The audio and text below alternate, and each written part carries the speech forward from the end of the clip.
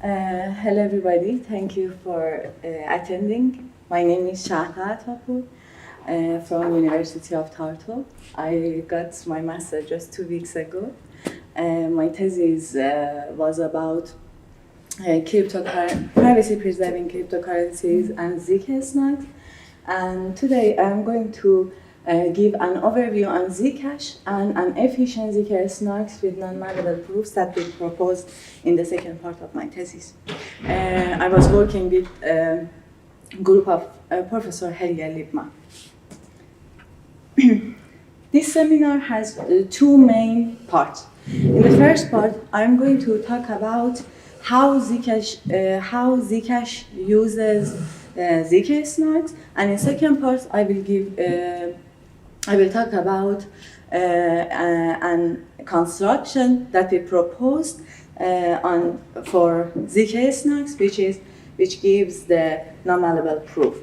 And it is accepted to be published in ESORICS workshop, Cryptocurrencies and Blockchain Technology, and we will present it at the end of September in Luxembourg.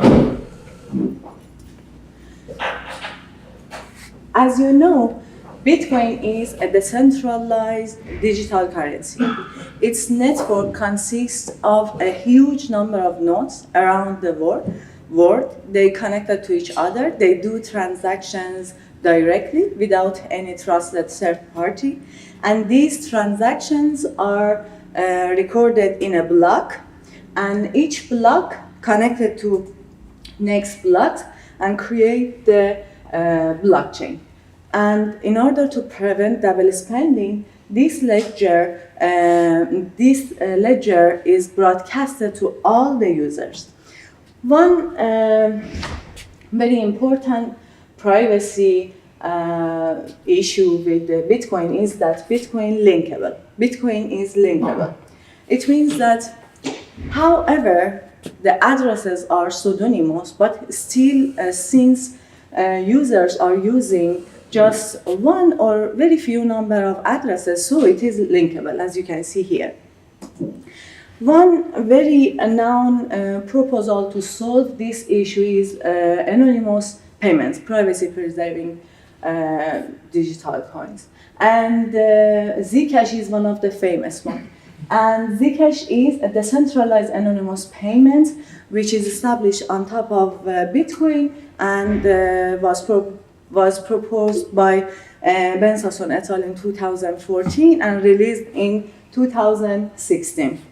And if you want to compare the ledger of Bitcoin with the ledger of Zcash, in Zcash you will see something like this. Everything is hidden. For example, source, destination, and the amount of transactions, all of them are hidden.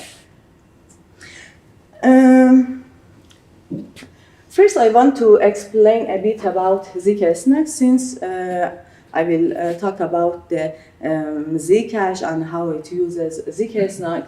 zk-SNARK stand for Zero Knowledge Succinct Non-Interactive Argument of Knowledge. And this kind of NISCs in CRS model consists of three algorithms. The first algorithm is CRS generator, which is run by trusted third party and generates the common reference string. And this common reference string, CRS, is shared by prover and verifier. Prover uses this CRS and the statement and the public statement and the secret witnesses that she knows, and creates the proof and sends it to verifier. Then verifier checks the validity of proof using the CRS. There are some security requirements for this protocol, and the first one is completeness, which means that honest prover always can convince the honest verifier. Another property is zero knowledge. Zero knowledge means that the dishonest verifier should not be learned anything about the proof, about the witness from the proof. And another one is knowledge soundness. Knowledge soundness means that dishonest prover should not be convinced the honest verifier unless she knows the witness. This knows means that there is an extractor which can extract the witness from the prover. And the last property is that succinctness. The proof should be short. And you can see that in Bitcoin or in Zcash, there are kind of, they send these kind of proofs into the ledger, and it should be short. Here are some statements. Like, for example, a prover wants to give a proof that she knows a secret key for a public key such that public key is equal to G to the power of secret key. And in second one, for example, the prover wants to prove that she knows a public value. She knows values of V1 and V2 for this public value V, such that this equation, the second equation, holds. And this is the way that in Zcash uses to check the creating value, the receiving coins and everything, and so on. Then now we want to see that how zk-SNARK is used in application. zk-SNARK is used in to prove all computations that can be written as an arithmetic circuit. For example, we can see here an arithmetic circuit, which prover for some public parameters, values, wants to prove that she knows some witnesses. And this circuit will be given to CRS generator, and CRS generator using the circuit and security parameter will generate the CRS, which will be shared by prover to proof generation and verifier to proof verification. And we know that there are some security parameters for security requirements for zk-SNARKs. And here we can tell that knowledge soundness guarantees the computations correctness, which means all the computations have been done correctly, honestly. And zero knowledge guarantees the privacy of the prover. And there are several applications that they are using these zk-SNARKs to give a proof for their computations. And Zcash is one of those privacy-preserving coins, verifiable computations that yesterday we had in our talk with more detail about it, and smart contracts, for example, like Hawk. Okay, before going through the details of Zcash, I'm going to, this is worth to kind of mention that Zcash is an instantiation of a decentralized anonymous payments scheme for 128-bit security. And it consists of 6 algorithms.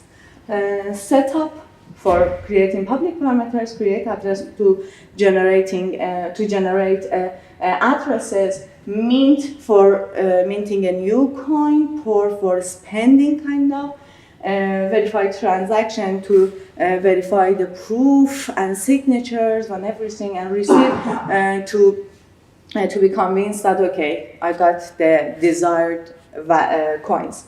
And in today's talk, I'm going to talk more about these two, because they kind of have the same procedures, but with some very small but very essential differences. And I will talk about them.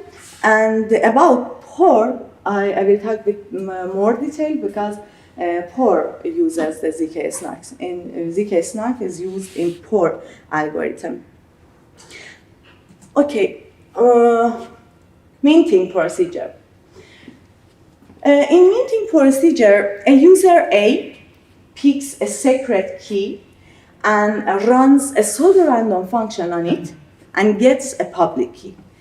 Then, on the other hand, he picks a randomness row, And using and given this randomness and her secret key to another pseudorandom function, gets the serial number of her coin.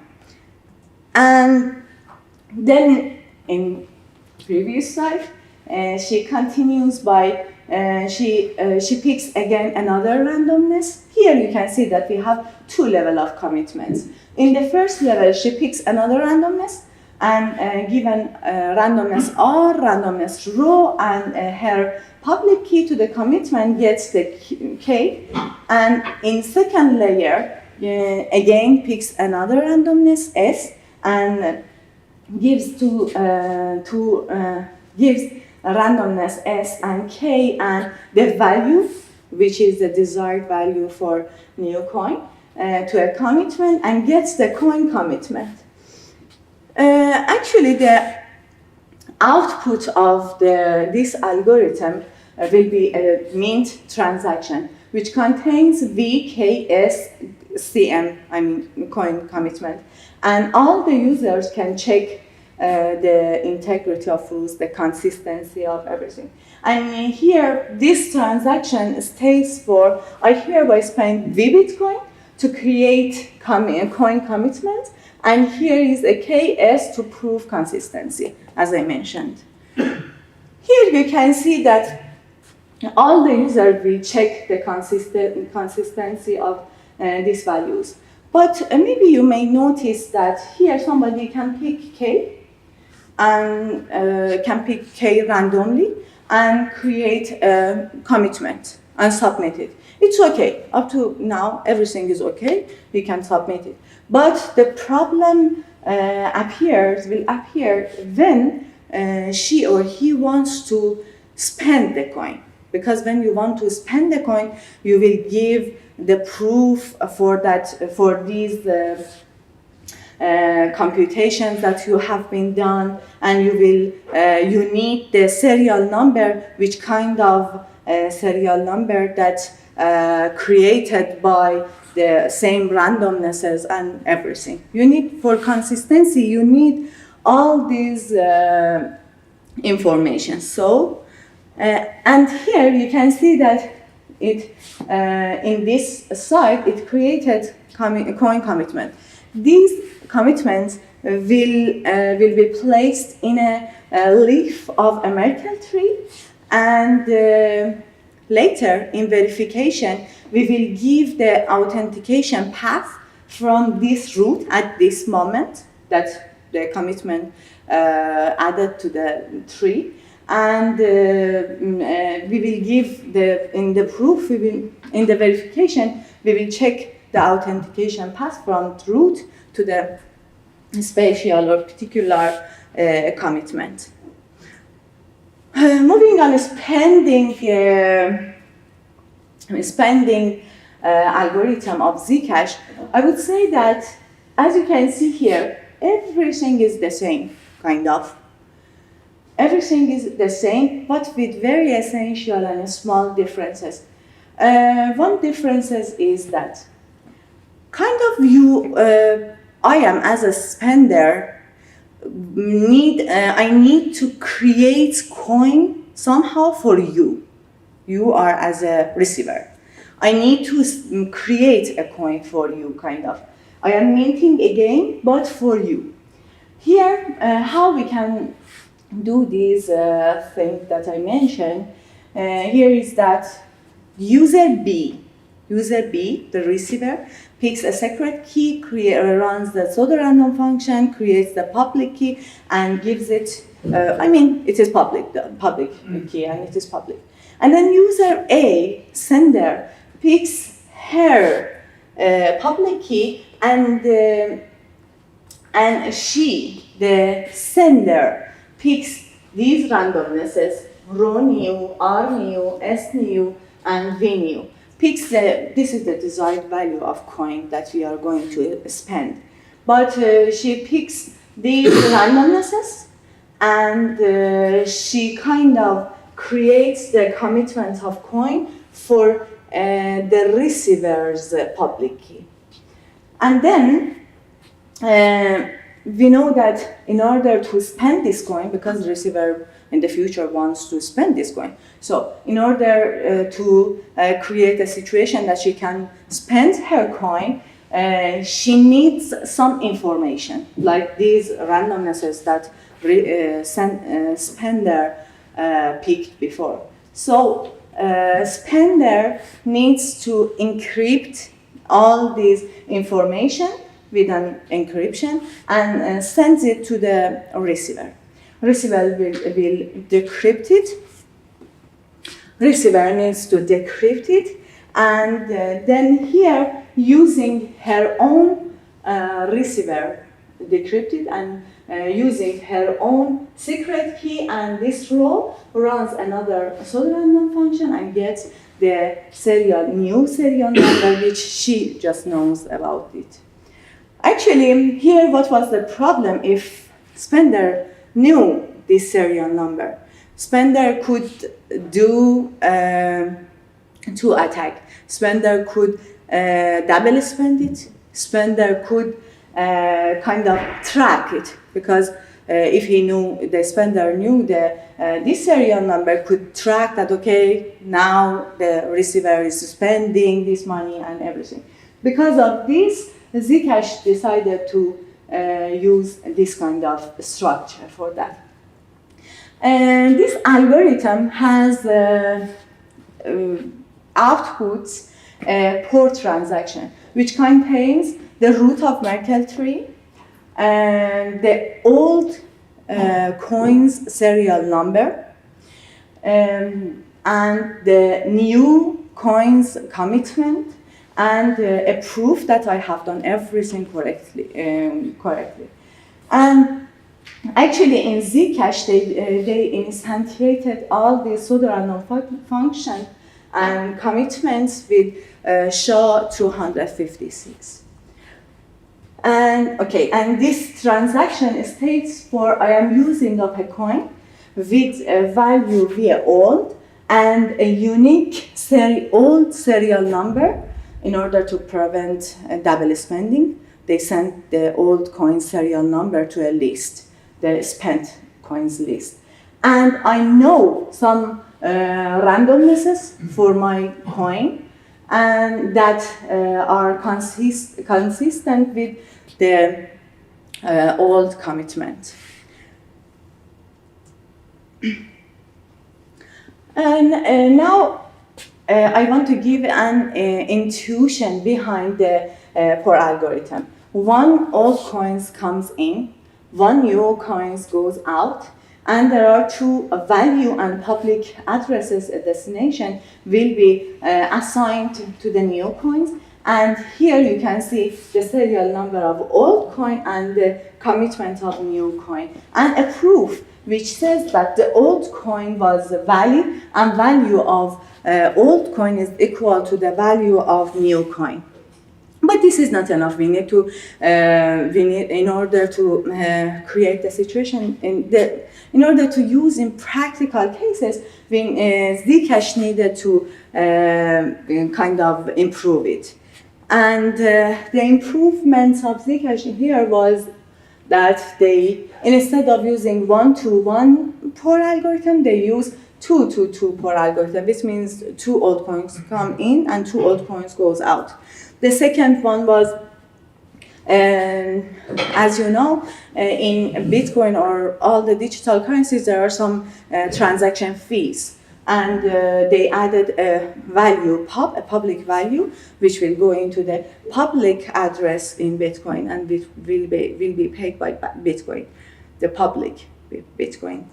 And the next one, in order to prevent malleability attack on their proof, they added a signature to this scheme, the one-time signature to this scheme. Now we can see all the details about the real POR algorithms are in Zcash. Two old coins comes in, two new coins goes out. Value 1 and the destination 1, which is the public addresses, will go into the coin 1, and V2 and destination 2 will go into the coin 2, and VPOP, which is a public value, public Bitcoin, will go into the public Bitcoin for transaction fee. And here you can see the old coin serial number, which will go into the list of spent coins, and the new coins commitments, which will go into the unspent coins list, and the proof, which gives that the old coins were valid, and the values of old coins now is equal to the values of new coins plus VPOP, the public value. Okay. Here you can see the highlighted information which will go into the ledger. Let's see how is the proof, the previous proof, with more detail.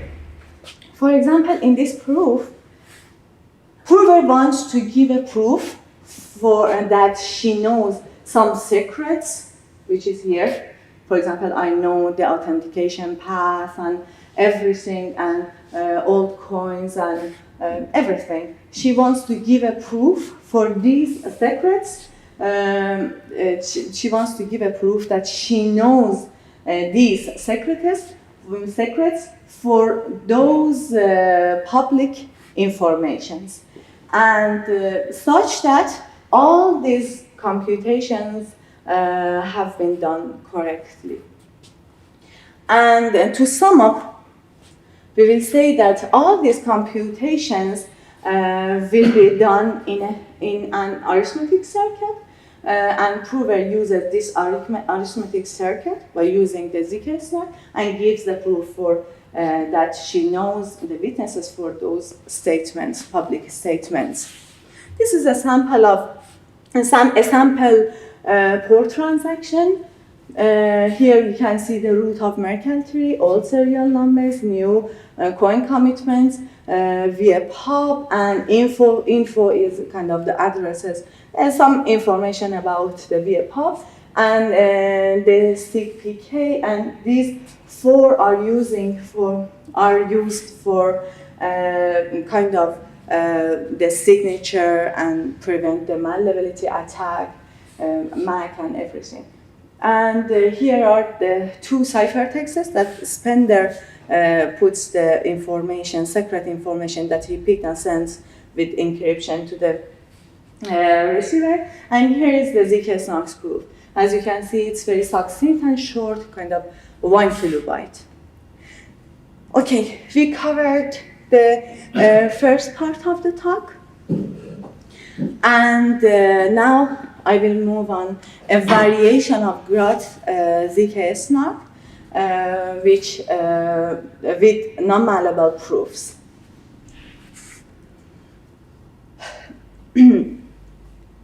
As you know, in zk-SNARKs, we have some security requirements. But in order to make the proofs non-malleable, we need a stronger notion of knowledge soundness. This is strong. We call this non-malleability simulation knowledge soundness. It is called simulation extractability.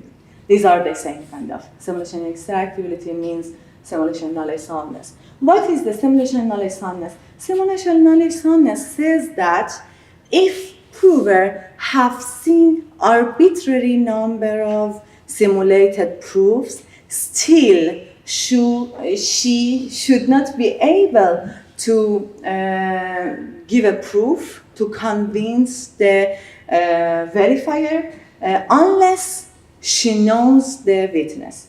This line that you can see here, I mean the prover have seen arbitrary number of simulated proofs is kind of simulation. And here, actually up to now, there are several zk-SNARKs which are proposed by Groth, Professor Liebma, and others. And but up to now, Groth zk-SNARK, which proposed by Groth, in 2016 is very, very efficient, but unfortunately its proofs are malleable. And Groth with Muller, they proposed another variation, another zk-SNARK, which works for SAP, square arithmetic circuits, and the Groth-Muller's proofs are non-malleable, but the proofs are non-malleable, but its efficiency is very less to compare by Groth zk-SNARKs. You can see here, Groth is very efficient than Groth-Muller zk-SNARK. But okay, but Groth has still a problem. Then it brought out to our mind that can we construct a more efficient zk-SNARK with non-malleable proofs? I mean something between them. Is it possible or not? Then fortunately we answered this question positively and we got a new scheme. You can see here our scheme is between them, kind of slightly in efficiency, slightly near to Groth. But still Groth is efficient, but now it's the time that we see that, okay, what is the problem with Groth? What are the attacks on Groth zk-SNARK that we try to make it non-malleable? One of the attack on it is man-in-the-middle attack. Let's first start by talking by very high overview on Groth zk-SNARK. Groth works for a cap, and it is bilinear pairings. It is based on bilinear pairing, and it consists of two elements in first group and one element in second group. You can see here, this is a proof of Groth, and let me mention that this bracket A means G1 to the power of A. And you can see that if here is the verification of Groth, and if you pair two elements of proof elements of Groth to each other, it should be equal with the third proof elements of Groth, pairing with other information in CRS. Here is the man-in-the-middle attack for that. For example, adversary picks a randomness from the ZP, and she or he multiplies this R with the first proof element, and you can see here, and the second proof elements, she multiplies the second proof elements with 1 over R, and when in this verification they cancel out each other, and then this verification still holds. And this is a problem. This is a problem that we try to kind of solve it, and we got the new construction. Actually, in our scheme, we use the folklore OR technique, which is proposed by Bellare and Goldwasser in 1989. They proposed this. They constructed a technique for unforgeable signatures using zk-SNARKs, pseudo-random functions, and perfectly binding commitments. We are kind of using the same because our goals are the same. Since, for example, they wanted to make their signatures non-malleable, kind of unforgeable, and they wanted to say that, okay, if signer have seen arbitrary number of signature, still she cannot provide the valid signature, but the dishonest prover, I mean. And here we want to show that if this honest prover have seen arbitrary number of simulated proofs, Still, she cannot provide the valid proof. Here you can see that using the language of the original version, we defined a new language L prime. Here, prover wants to give a proof for these public statements. She knows those secrets, which such that this relation holds. And the key idea behind the pseudorandom functions here is that if somebody knows the secret key, so she can compute this mu, she computes this mu very easily. If she doesn't, so this pseudorandom function acts as a truly random function. Now this is our proposed scheme. You can see here. For new language L prime, actually the original protocol, the Groth protocol for language L, it has 4 algorithms: key generation, prover, verifier, and simulator. This simulator is used for showing the security requirements of zero knowledge. And we are kind of using that L prime and define a new L prime. And for new L prime, language L prime, we kind of define the new algorithms, K-gen prime, P prime, V prime, and sim prime. And here you can see that CRS generator. CRS generator kind of, here you can see that uses the original keygen, and but for new language L prime. And in prover you can see that again at some moment prover uses the original prover with but for new language L prime, and actually we are kind of adding the signature to the protocol, to the prover. And here for verifier, we have 2 verification, one for checking the signature and second one for checking the proof. And this is the simulator, which given the trapdoors to the simulator, it will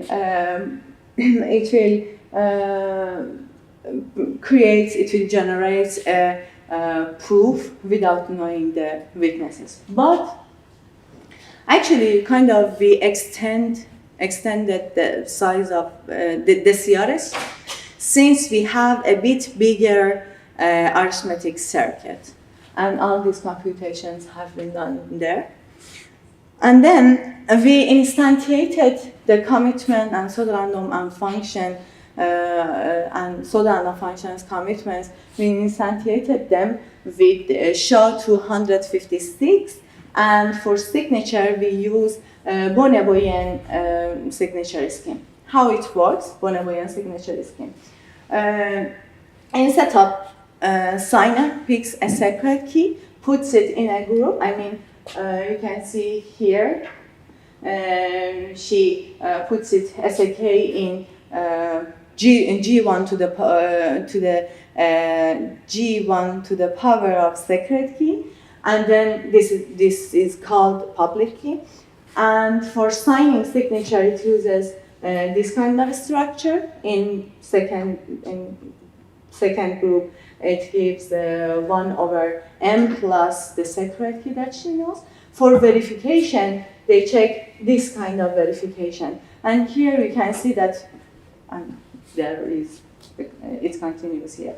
And you can see that in this kind of signatures, there is just one pairing. So we used it and we just added 1 pairing to the original version. Original version has 3 pairings, and we added 1 pairing, and it became 4 pairings in verification. Here you can see the with more, you can see the more detail about CRS size, proof size, and verification, and all these things. Maybe you will notice that here the our proof size is a bit larger than Groth-Miller's proof size, but still our verification is faster. And this is kind of, we can say that by a good instantiation, maybe we could get that. And in Groth-Miller, I mentioned that Groth-Miller is very inefficient since it is for SAP. It is a kind of SAP. Yes. And here we can see, excuse me. And here you can see the plot that we have here for a number of multiplication gates here, and for the size, we are very close. This dash line is our scheme, and this line is Groth scheme, and this dash dot line is Groth-Muller. And you can see that in CRS size, we are very close to Groth. And in this one, in CRS generation time, this is still for number of multiplication gates and for time. And you can see that even here, we are very fast, and we are kind of close to Groth. And even when the size, when the number of gates will be extended. For example, Zcash has, in original version, the original paper that I read, it has 4 million gates. So in these kind of cases, the circuit, the gates that we added to the circuit was 50,000. So it is very less to compare with 4 million. And because of this, we are good here. And in proof generation time, again, for multiplication gates and for time, we are again better than Groth-Miller and very close to Groth. And here, even for verification time, it's please note that here is its verification grows by the size of statement. Okay, and in this case, you can see that still we are good. Even in worst case, we are close to Groth-Miller. So it was my talk, and thank you very much.